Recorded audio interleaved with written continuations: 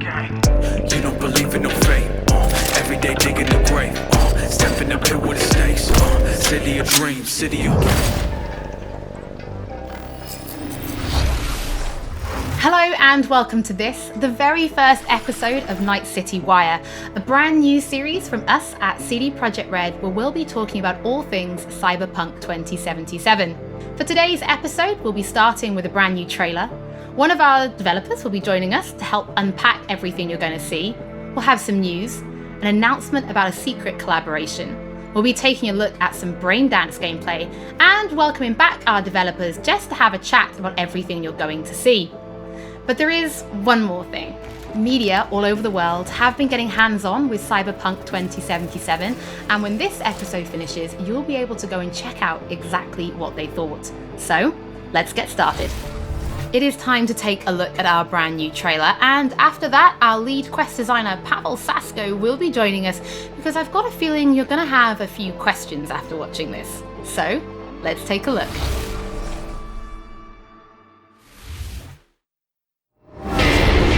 Love this town, the city of endless opportunity. Ready to get your cherry popped? Yeah, come on! City like any other, just bigger. Nah, mano, not just any other city. Legends are born here. The major leagues. We're only here because Dex is pulling the strings. Doubt that puts us in the same league as them. But we are, they just don't know it yet. But if you got the cojones and you know how to use them, you can do damn near anything. Unless you catch a bullet. Even then, you go out with a bang, right? You know, you can make heaps more eddies as a motivational speaker. Yo, Mr. V, a pleasure. So what's the gig, Dex? You meant to come out in one piece? How about we go over the plan? There's this prototype tech, a biochip to be precise. Jobs to grab it. Guessing it belongs to a corp. Arasaka. We're robbing some heavy hitters. Thought you could blackmail me, fucker? High risk, high reward. First rule of the afterlife. Ka-ching, baby. Goes without saying, we do this on the hush. Ideally, no bodies, not a one. Sounds simple enough. He's lead, assholes! Is it gonna be dangerous? Don't you worry, mi amor. We're bulletproof. Get your ass moving now! What the fuck just happened in there? Can't stop digging Night City. Fucking major leagues. Happy now, Jackie? Yep, that's fucking high! Time to bail! Oh my god, we're so fucked.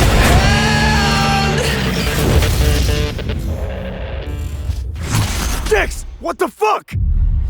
Can't risk it, V. And you, who are you? Fuck.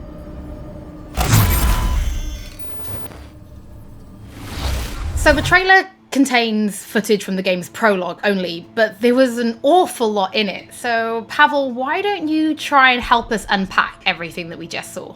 Oh yeah, I mean, absolutely, I can try. So, what you have just seen is only the prologue of the game. So that awesome stuff is only happening in the first few quests. What the trailer shows you is really our stage, the Night City. You know, this gigantic city built of 6 completely unique districts, surrounded by the 7th one that we call the Badlands. As a player, you are meeting Jackie. Jackie's your friend. Now, they together are trying to reach out for something that is very precious. They are trying to reach out for this chip of immortality, this gateway to eternal life.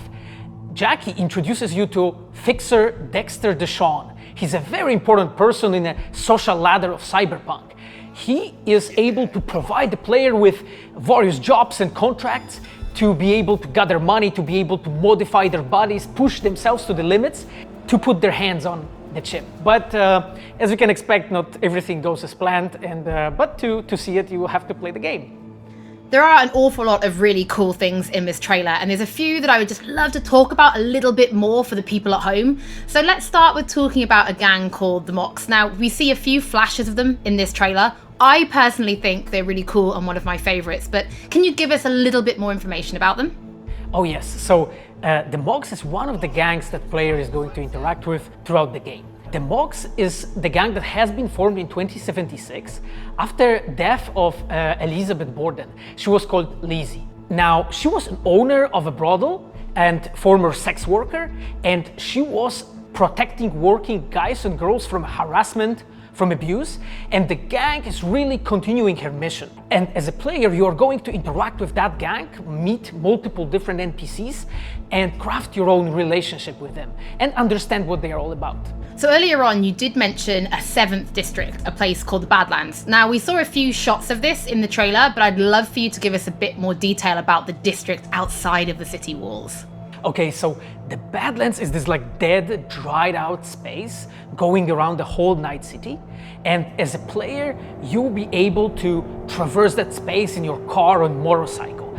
This is a space that is inhabited by the nomads. Nomads are living in different families and they are traveling across that space in convoys made out of the cars and motorcycles. And as a player, you'll be able to traverse and access different type of open world content that has been prepared specifically for you to get that awesome feel of the Badlands as an area. In the trailer, we also saw like a completely metal creature. Now, he didn't look like he was from the Maelstrom gang. This looked like something else. So please tell the people at home, who is this giant metal monster? Okay, so that big dude, that was Adam Smasher. He has been introduced in pen and paper in Cyberpunk 2020 by our senpai Mike Pondsmith. Adam Smasher is a fully converted cyborg. He was always a loyalist of Arasaka. And time has changed, and in 2077 he had to find his own space in Night City. But to find out, you'll have to play the game. In this trailer, we do see some flashes of a Ripper Doc called Victor Vector. I think if people have watched our previous gameplays, they might remember him. But I'd really like for you to give the people at home some more information about what Ripper Docs are and how they'll be interacting with them when they play Cyberpunk. So Ripper Docs in our game, they are surgeons. They are like a specific type of a job in the social ladder of Cyberpunk. They are accustomed and specialized in replacing limbs to the metal ones. They can basically update your body, enhance your body, change you into this walking war machine.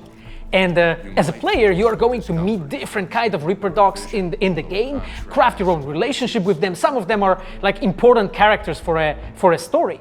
Through that, you will invest eddies that you're gathering to turn your body into this tool that allows you to survive on the streets of Night City. Paweł, thank you so much for joining us. I know you'll be back later in the episode because you're going to be helping us to analyze the Braindance gameplay. But before that, we do have some news to share. Earlier in the year, we announced that if you pick up Cyberpunk 2077 on Xbox One, you'll be able to play it on Xbox Series X when the console launches.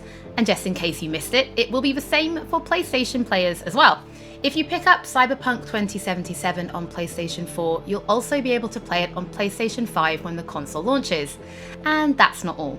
There will be a free upgrade for Xbox Series X and PlayStation 5, but we'll have more details on that soon. To Night City.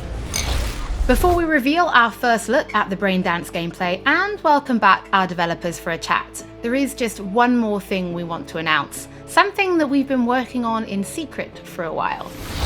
We are very excited to announce our partnership with Studio Trigger and Netflix to bring you Cyberpunk EDGERUNNERS, a standalone anime set in the Cyberpunk universe, which we've been working on for some time now.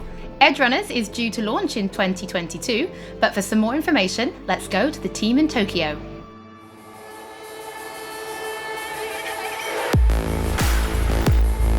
Hi, my name is Saya Elder.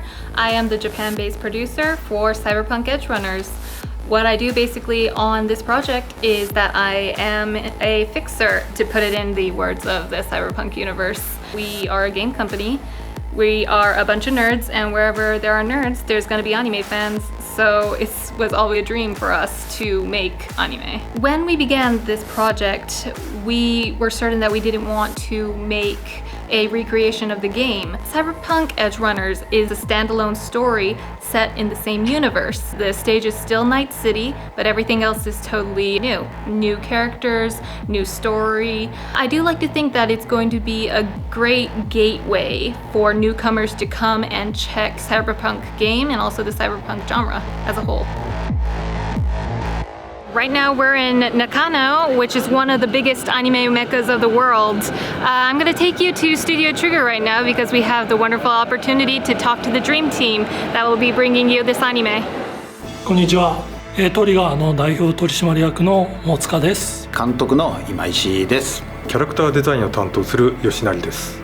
ゲームのサイバーパンクのファンの方、今回初めて触れる方両方に満足していただけるようにアニメを作るつもりです。よろしくお願いします。今回はそのサイバーパンクという僕らが10代の、一ファンにしか過ぎなかった頃に生まれたジャンル、そういうジャンルのものをまた、時代が何周もして作れるというのが非常に楽しみです。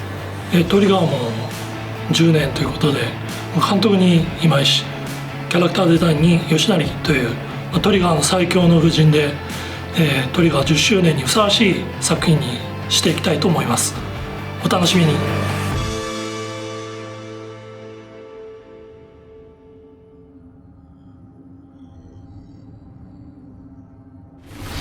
Now it is time to show you some gameplay of Braindance. This is a feature that you'll experience when you play Cyberpunk 2077. Braindance is essentially a recording of somebody else's experience. It allows you to relive their sense of sight, smell, touch, and even hearing, all thanks to a special device. After the gameplay, I will be welcoming back Paweł Sasko, and will also be joined by Patrick Mills, our senior quest designer and all-round lore master, who will be helping to answer your questions and give you some explanation on how you'll be interacting with Braindance when you play Cyberpunk 2077. So, let's take a look. Plan simple, do nothing odd, don't get creative. You go in, snatch the cash, get out, and we sell the BD to those psycho freaks from the studio. Got it. And remember, everything on full blast. They'll spot us extra for a wicked adrenaline high. Okay, on you go.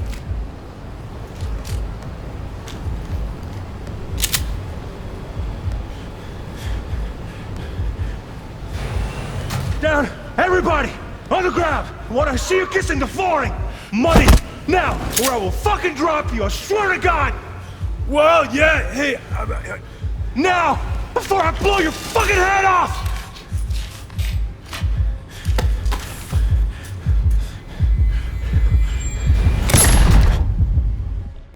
Ah! Slow, deep breaths. Your cortisol and adrenaline spiked, but the soft activated your hormone blockers. Nothing happened. You're alive and well. That was too much.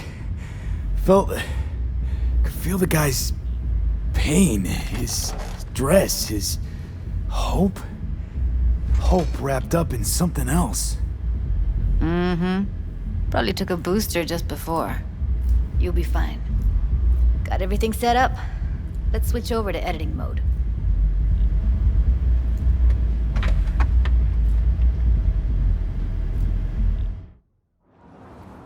I'll sever the link to the BD Roller's sensory array. You'll be able to look around freely. Whole scene's yours. Full cam control in analysis mode, so move around, zoom in and out, whatever else you come up with. Think of it as your own little sandbox. So analysis mode, you control playback. Can even pause when you feel the need.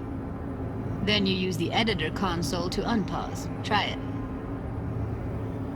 Plan simple, do nothing odd, don't get creative. You go in, snatch the cash, get out, and we sell the BD to those psycho freaks from the studio. Got it. Preem as hell, right?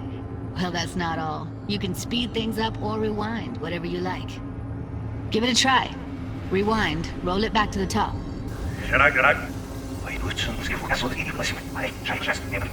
All good, neat. Now try fast forwarding a bit. Plan simple, do nothing odd, don't get creative. You go in, snatch the cash, get out. Okay. You can also reset the recording. That'll take you right back to the beginning. Try it. Now for some fun. This here's why you came in the first place. In analysis mode, you get to view and even scan details of the enviro recorded by the BD roller. Focus on the heat, the gun this gonk gets from his buddy at the beginning. Now scan it.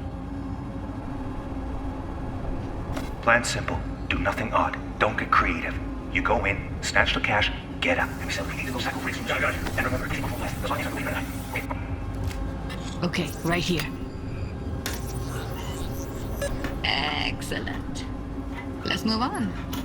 Now heads up. In analysis mode, you can ferret out background noise and conversations if the roller got close enough. This tech records everything, every little detail, even the sights and sounds the roller was never aware of. To see the sources of the recorded sensory signals, switch to the audio layer in the editor. Go ahead and try that now. Okay, good. Now you should see several sound signatures in the store. Choose one and hone in on it. Pack of 6, case of Brosif, and a couple of zappers. Okay, we have a deal today on 2 flavors, curry and surf and turf. Everybody, on the... So, any thoughts? Unbelievable. Seriously, like what's happening right next to me. Yeah, it's how BD recording implants work. They pick up everything, all the elements in the background. Then an editor tweaks them, makes them pop. Keep playing with the sound, explore it a bit. We'll move on when you get bored. Wanna see you kissing the flooring? Money! Now! Sometimes you can analyze extra layers in the raw, stuff the roller's cyberware picked up. Like what? Ev's got Kiroshi optics that grab infrared, meaning you should be able to grab heat signatures from her recording. Huh, hella nice. Scanning works on peeps, too. Walk up to the wounded chick. Try scanning her. Alright, next thing. Scroll forward to the part where our artist gets a lead injection. Or I will fucking drop you, I swear to God! Well, now, fucking head off!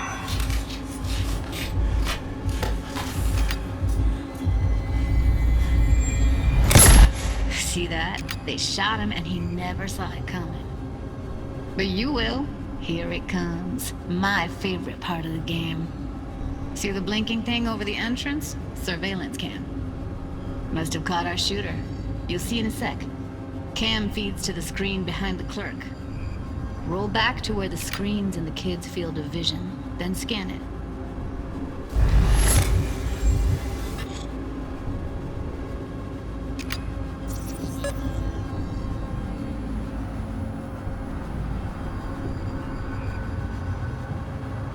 His own Chumba shot him. Probably planned to all along.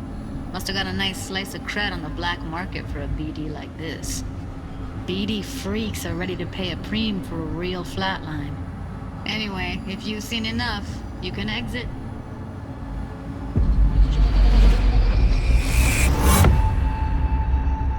Yeah, it's impressive, right? It's too bad most of the BDs we do here are only good for flogging the log.